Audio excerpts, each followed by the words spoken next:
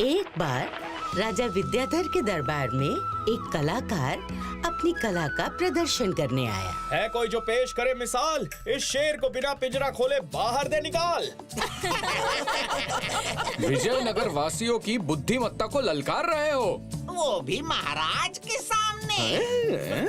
महाराज विद्याधर को अपनी प्रजा और अपनी बुद्धि पर बहुत अभिमान था। मोम के शेर को वो देखते ही पहचान गए।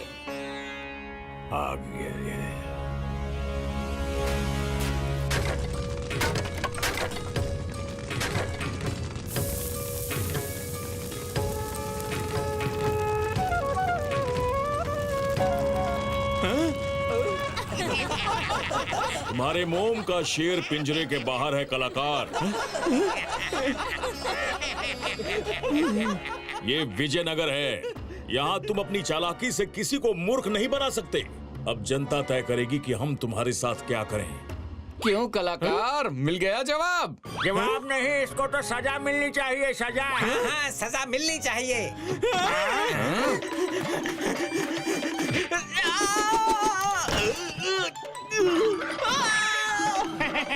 अच्छा सबक मिला इस कलाकार को। हाँ? सही कहा।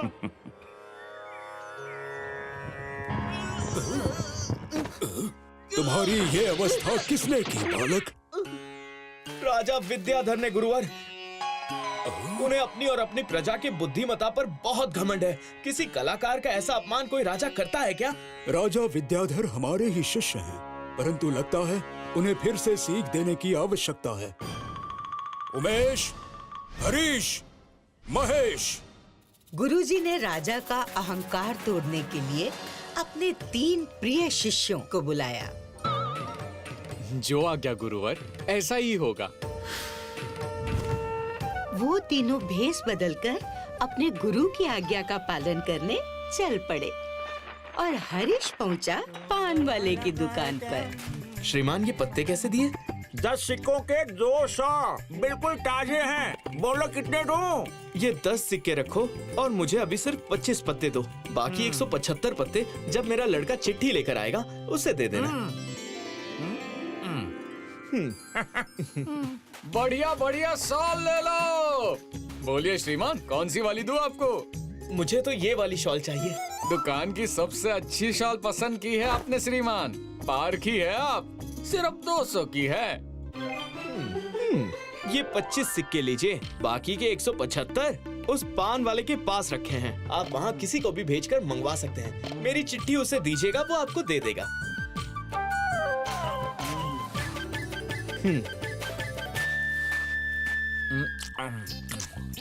लड़का पान वाले के पास पहुंचा। चिट्ठी देखते ही वो बोला, हाँ हाँ, वो श्रीमान अभी कुछ देर पहले मेरे पास आए थे। मैं भोजन कर लूं, उसके बाद आके ले जाना। मैं गिनकर पूरे 175 रख दूंगा। हाँ। लड़के ने वापस आकर अपने सेठ को बता दिया। पैसे तो मिल ही जाएंगे। ये सोचकर सेठ ने शॉल हरीश को दे दी। जब लड़का और उसका मालिक दोबारा पान वाले के पास पहुँचे तो उसने बजाय सिक्कों के पान पकड़ा दिए। इसका क्या करूंगा मैं? मुझे क्या पता, खाओ या बेचो, तुम्हारी मर्जी। अरे मैं तो मेरे सिक्के लेने आया हूँ। अरे कौन से सिक्के? श्रीमान के तो पान के पत्ते बकाया थे जो मैंने दे दिए। दोनों सेठों की बहस में एक तरफ से पान चले तो दूसरी तरफ से सिक्के। बात राजा के दरबार तक पहुंची। राजा उनकी बात सुनते ही जान गए कि किसी ने उन्हें सिर्फ बेवकूफी नहीं बनाया, बल्कि उनकी प्रजा और उनकी बुद्धिमत्ता पर प्रश्न चिन्ह भी लगाया है। उन्होंने तुरंत आदेश दिया, जिसने हमारे व्यापारियों के साथ चालाकी की है उसे बंदी बनाकर तुरंत काल कोठरी में डाल दिया जाए। राजा के सैनिक हरीश को ढूंढने लगे। उधर चलो। अब गुरुजी के दूसरे शिष्य मनीष की बारी थी। मनीष जिस दुकान में गया वो कोई ऐसी वैसी दुकान नहीं थी, राजा के कारीगर की दुकान थी।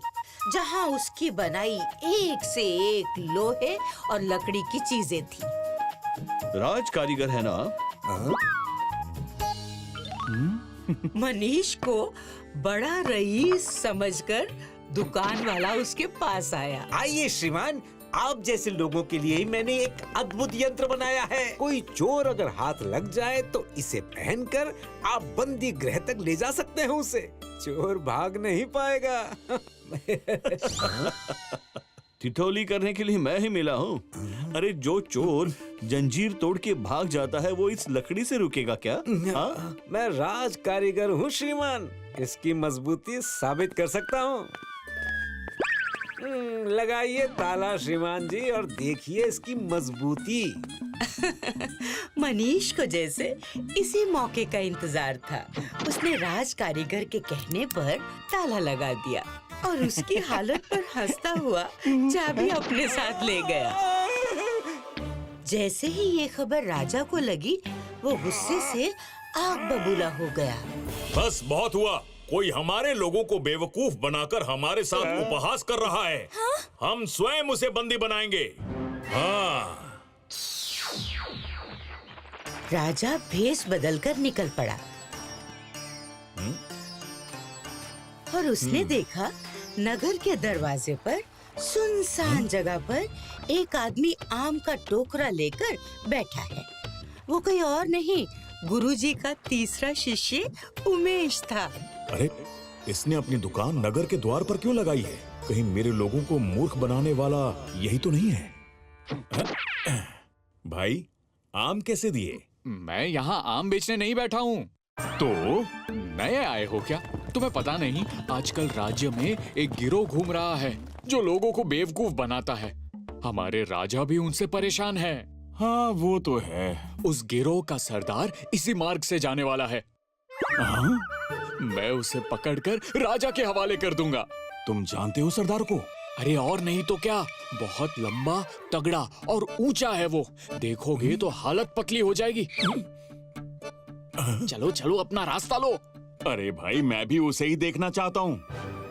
यहीं कहीं छिप जाता हूँ।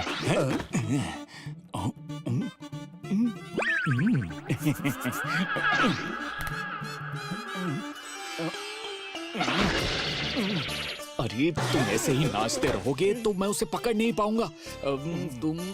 तुम एक काम करो, तुम इस आम के बोरे में छुप जाओ और आवाज मत करना। जल्दी करो। राजा उमेश की बातों में आकर बोरे में छुप गया और उमेश ने बोरे को बंद कर दिया। बेचारा राजा थोड़ी देर तक तो चुप रहा, लेकिन जब बहुत देर हो गई तब उसने आवाज लगाई। अरे खोलो, कोई है? खोलो इसे। लेकिन वहाँ कोई सुनने वाला तो था नहीं, सिवाय एक बैल के।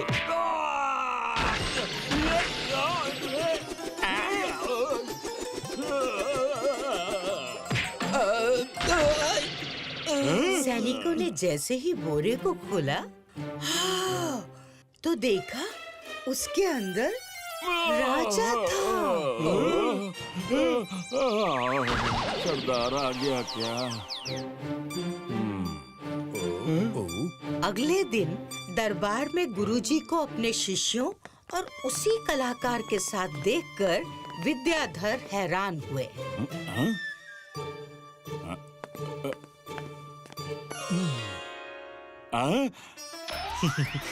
गुरुवर, ये तो वही है जिसने तुम्हें बोरी में बंद किया था।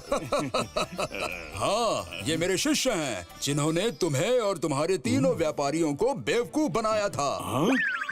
और इन्होंने मेरे ही आदेश का पालन किया है। ये सब तुम्हारे अभिमान को तोड़ने के लिए आवश्यक था विद्याधर, ताकि तुम फिर कभी अपने ज्ञान के घमंड में किसी कलाकार का अपमान न करो। मैं समझ गया, मुझे क्षमा करें गुरुवर। विद्याधर को सीख मिली। उसने कलाकार और शिष्यों को उपहार देकर विदा किया।